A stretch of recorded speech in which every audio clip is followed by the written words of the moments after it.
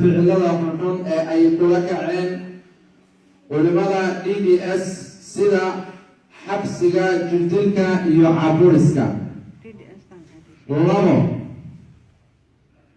sida uu u maamulay madaxweynuhu xafiiska arrimaha diinta culimadu waxay u arkaan in aysan sax ahayn khaladna ay tahay waana in uu ka noqdaa sida ugu dhaqsaha badan gacan u gelinta deegaanka al-shabaab iyo daacish gacanta culimadana waa in uu dib ugu soo celiyaa.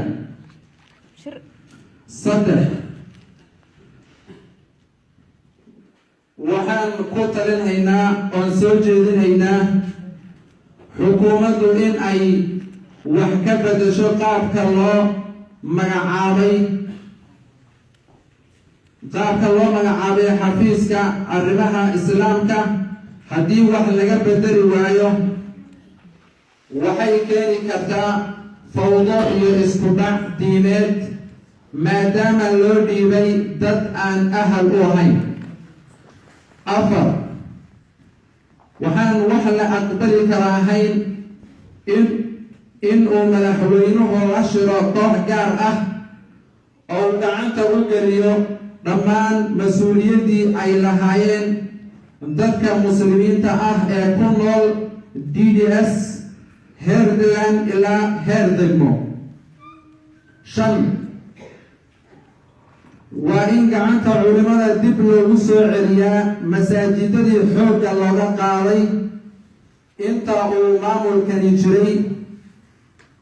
kuwa xidhan ee qufulku saaran yahayna waa in shacabka iyo culimada loo furaa gacantoodana dib loogu soo celiyaa. ugu dambayn waxaan u sheegaynaa dhammaan muslimiinta sunniga ah ee ku nool daafaha adduunka khaasatan ummadda Soomaaliyeed in ay culimada gobolku ay bari ka yihiin shiico wahaabiyo itixaad takfiir daacish iyo al-shabaab. waad mahadsantiin dhammaantiin. الله أكبر.